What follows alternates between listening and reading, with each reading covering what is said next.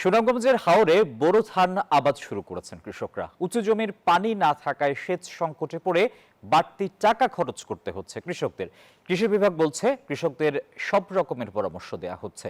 সুনামগঞ্জ প্রতিনিধি মোহাম্মদ বোরহানউদ্দিনের পাঠানো তথ্য এবং ছবিতে ডেস্ক রিপোর্ট। হাওরের উঁচু জমিতে বোরো ধানের চারা রোপণ করছেন কৃষকরা। ভালো ফসলের আশায় জেলার বেশিরভাগ কৃষকরা দেশি জাতের বীজ ছাড়াও চাষ করছেন হাইব্রিড জাতের বীজ দিয়ে। এদিকে বৃষ্টিপাত না থাকায় হাওরের পানি তাড়াতাড়ি শুকিয়ে যাওয়ায় উঁচু জমিতে দেখা দিয়েছে পানি সংকট। ফলে সেচ সংকটে কৃষকদের গুনতে হচ্ছে বাড়তি টাকা।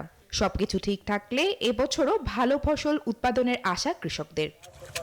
আরো 1 মাস আগে পানিটা না ছাড়তো, পানিটা আটক থাকতো, তাহলে এরকম আমার কুদানি লাগে না, জমিটা লরম থাকলো না। বিল বাদাল আছে তারা খারা গুদ্দা তারা পানি ছেড়ে দেয়, এক বিল তো আর বিলে পানি জায়গায় এখন পানি টানিরও সমস্যা। এই পানি আগে তো এখন বাংলা চাহিদা বিল খাইতা জো খাইতা ও পরি আরো বিপদ আমরা কৃষক। এখন কৃষি সম্প্রসারণ অধিদপ্তরের এই কর্মকর্তা বলছেন কৃষকদের উন্নত বীজ ব্যবহার করার জন্য পরামর্শ দেওয়া হচ্ছে। উন্নত জাতের বীজ কৃষকরা যাতে সংগ্রহ করে সেটা দিয়ে তারা তাদের আবাদ কার্যক্রম চালু রাখে, তাহলে বীজের যে উচ্চ মূল্য বিশেষ করে হাইব্রিড সেটা থেকে তারা রেহাই পাবে। এবছর 2,23,505 হেক্টর জমিতে বোরো ধান আবাদের লক্ষ্যমাত্রা নির্ধারণ করা হয়েছে, যা থেকে 502 কোটি টাকার ধান উৎপাদন হবে।